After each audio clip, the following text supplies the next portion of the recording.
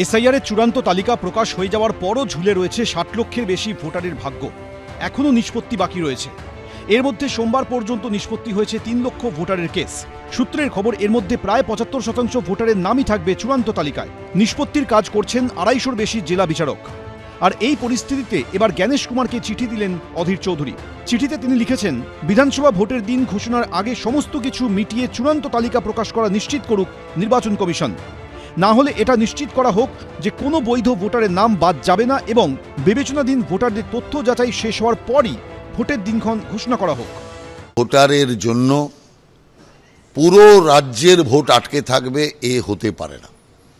২ নম্বর বিষয় হচ্ছে যে এই আরোদের ষড়যন্ত্রের জন্য এই এত লোকের নাম তালিকায় এখনো আসতে পারেনি, সেই এই আরোদের ক্ষেত্রে ইলেকশন কমিশন কঠোর পদক্ষেপ গ্রহণ করুক, এটা আমরা চাই।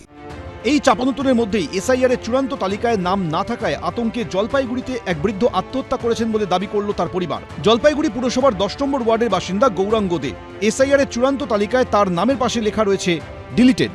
পরিবারের দাবি, এরপরই মঙ্গলবার বাড়ির বাথরুমে গলায় ফাঁস লাগিয়ে আত্মঘাতী হন তিনি। বলতেছে আমার এখন কি হবে, আমি কি করব, আমার নাম নাই, আমি কি করব, এরকম বলতেছে। বাথরুমটা খুলছি, খুলে দেখি কোনাতে ঝুলতেছে। এসআইআর এর চূড়ান্ত তালিকায় বাদ গেছে পূর্ব বর্ধমানের তৃণমূলের পঞ্চায়েত সদস্যার নাম। জামালপুর ১ নম্বর পঞ্চায়েতের দুবারের তৃণমূল সদস্যা রূপালী বিশ্বাস। ১৪২ নম্বর বুথের ভোটার তালিকায় তার নাম ছিল, তবে চূড়ান্ত তালিকায় তার নামের পাশে লেখা রয়েছে ডিলিটেড। এসআইআর প্রক্রিয়া শুরু হতেই রূপালী বিশ্বাসকে বাংলাদেশে অনুপ্রবেশকারী বলে দাবি করে কমিশনে অভিযোগ দায়ের করেছিল বিজেপি। তো আমরা একটাই কথা বলতে চাইছি যে এই যে তৃণমূল যে যারা বাংলাদেশ থেকে আসছে তাদেরকে অনৈতিকভাবে ডকুমেন্টস তৈরি করে তারা বিভিন্ন জায়গার সদস্য তৈরি করছে, এবং যেটা আমরা হাতে নাতে ধরতে পেরেছি যে আমাদের ১৪২ নম্বর বুথে জামালপুর দৌলতডাঙ্গার মধ্যে ওই রূপালী বিশ্বাসকে সদস্য করে রেখেছে তৃণমূল দলের, এবং ওনার যাতে সদস্য খারিজ হয় সেটার জন্য আমরা ডেপুটেশন দেবো বিডিওর কাছে। নাম বাদ যাওয়া তৃণমূলের পঞ্চায়েত সদস্য রূপালী বিশ্বাসের সঙ্গে যোগাযোগ করা হলে তিনি কোনো মন্তব্য করতে চাননি। অন্যদিকে এই পঞ্চায়েতেরই উপপ্রধান সাহাবুদ্দিন মণ্ডলকেও ভোটার তালিকায় বিবেচনাধীন দেখানো হয়েছে। রাজা চট্টোপাধ্যায়, কমলকৃষ্ণ দে, এবিপি আনন্দ। চূড়ান্ত ভোটার তালিকা প্রকাশ হয়ে গেছে।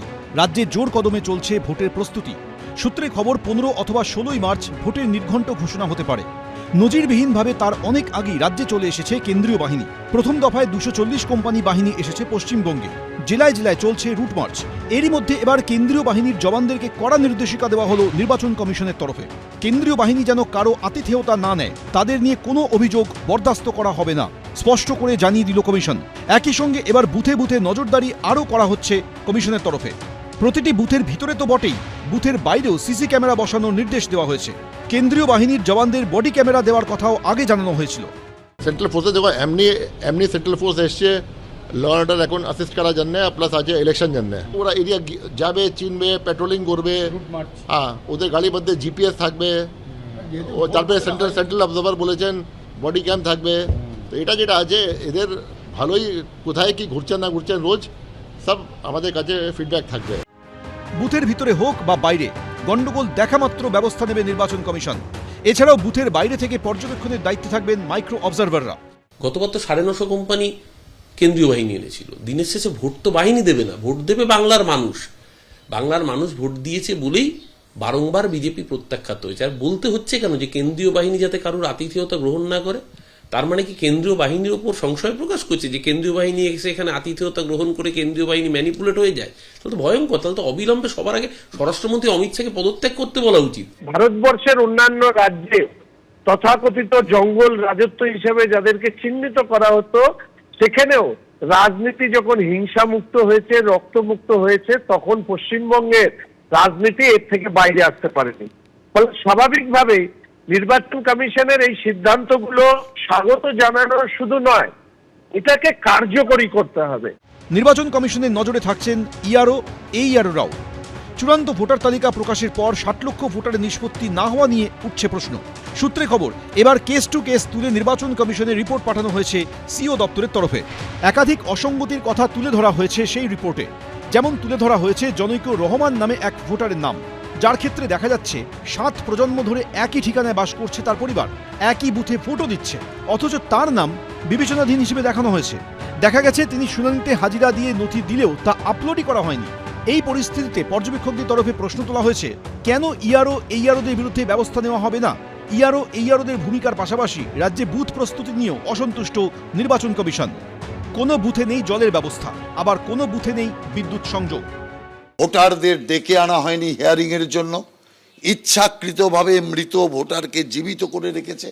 অতএব আমরা ইলেকশন কমিশনের কাছে ইতিমধ্যেই দাবি করেছি যে কয়েকজনের বিরুদ্ধে যেমন এফআইআর জারি হয়েছে, এই যে যারা এই কাণ্ডের সাথে যুক্ত, যারা এইভাবে বিষয়টাকে ডিলে করেছে, সরকারি কাজে হস্তক্ষেপ, রাষ্ট্রীয় কাজে বাধা দিয়েছে, তাদের বিরুদ্ধে এফআইআর, গ্রেপ্তার এবং চাকরি ছেদের মতো কঠোর পদক্ষেপ নেওয়ার জন্য ইলেকশন কমিশনের কাছে আমরা দাবি জানিয়েছি। লজিক্যাল ডিসক্রিপেন্সি এটা কি করে হতে পারে? কে ব্যানার্জিতে কার বাবা জের পরে ডবলই লিখেছেন আর কে জের পরে আই লেখে, কার নামের মাঝে কুমার আছে কার নামের মাঝে কুমার নেই, এগুলো যদি এইভাবে ভিত্তিতে লোককে হ্যারাস করা হয়, তো ফলে নির্বাচন কমিশন অফ ইন্ডিয়া তিনি তো যারা তার পরের ধাপের যারা কর্মী, যাদেরকে সরাসরি মানুষের সঙ্গে কাজ করতে হচ্ছে, পাড়ায় কাজ করতে হচ্ছে, বিএলওদের ডোর টু ডোর কাজ করতে হচ্ছে, তাদের এরা বিপদে ফেলে দিচ্ছেন। তার কারণে এটা বোঝা যাচ্ছে বিজেপির নির্দেশে যেন তেন প্রকারে নাম কাটার খেলা চলছে। সুপ্রিম কোর্টের নির্দেশে বিবেচনাধীন প্রায় 60 লক্ষ ভোটারের নথি যাচাই করে দেখছেন হাইকোর্টের প্রধান বিচারপতি নিযুক্ত জুডিশিয়াল অফিসাররা।